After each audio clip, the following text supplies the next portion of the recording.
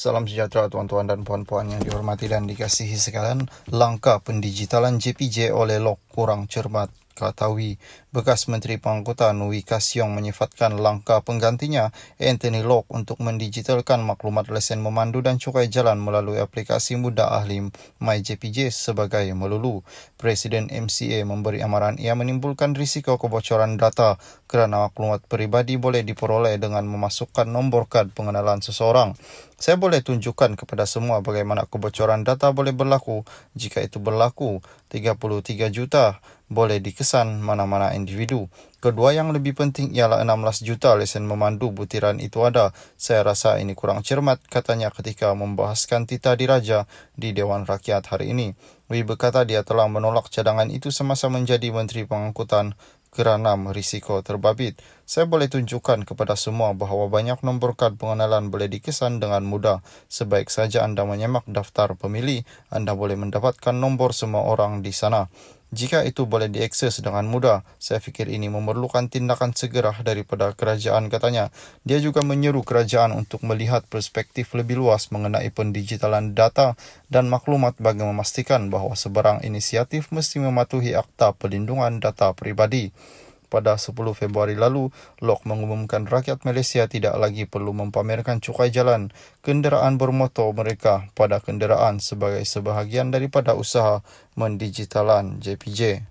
Salam sejahtera tuan-tuan dan puan-puan yang dihormati dan dikasihi sekalian. Penetapan dasar gaji rakyat di bawah kemesyuarat pertama MTEN M10 bulan depan. Dasar berhubung penggajian rakyat di bawah mesyuarat pertama Majlis Tindakan Ekonomi Negara yang dijangka diadakan pada bulan depan. Menteri Ekonomi Rafizi Ramli berkata dasar tersebut membabitkan gaji yang perlu diselaraskan ke arah satu susulan pertumbuhan gaji yang menyeluruh kepada semua golongan pekerja. Beliau berkata demikian. Kementeriannya akan mengimbangi tumpuan untuk menstruktur ekonomi negara dengan keperluan rakyat berhubung kos dan sara hidup dan gaji yang lebih baik dalam merangka perancangan ekonomi. Penetapan dasar ekonomi seperti membabitkan gaji dan struktur ekonomi hanya ia melibatkan semua peringkat dan proses itu mengambil masa sedikit kerana kita perlu pastikan libat urus selain berbincang dengan sektor swasta dan perlu mengharmonikan dengan peraturan sedia ada. Paras gaji rakyat di negara ini masih belum sampai ke peringkat sepatutnya yang mana rakyat lebih boleh menikmati gaya hidup lebih baik, katanya pada sidang media mengenai prestasi ekonomi Malaysia dan pertumbuhan keluarga dalam negara kasar 2022 di Putrajaya. Rafizi berkata oleh itu kementeriannya akan memastikan program ekonomi yang dilaksanakan bukan saja membantu rakyat dengan menambah pendapatan tetapi memperbaiki struktur ekonomi. Salam sejahtera tuan-tuan dan puan-puan yang dihormati dan dikasihi sekalian. Linas akan hilang lesen jika tetap tak penuhi syarat sebelum Julai. Lesen Linas mungkin dibatalkan jika gagal memindahkan kemudahan pemecahan dan larut lesap cracking and leaching yang menghasilkan sisa penulinan air larut lesap keluar dari Malaysia sebelum Julai ini.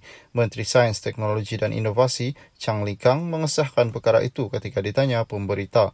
Ya, sudah pasti kerana Linas gagal mematuhi syarat yang dikenakan ke atas mereka, lesen mereka dibatalkan, kata Chang dalam sidang media di Parlimen hari ini. Dilaporkan semalam kerajaan telah memperbaharui lesen operasi untuk kilang kompresan Linas di Gebang, Kuantan selama 3 tahun berkuat kuasa 3 Mac. Bagaimanapun lesen itu diperbaharui dengan syarat yang sama yang diperkenalkan pentadbiran kerajaan PH pada 2020. Syarat utama itu termasuk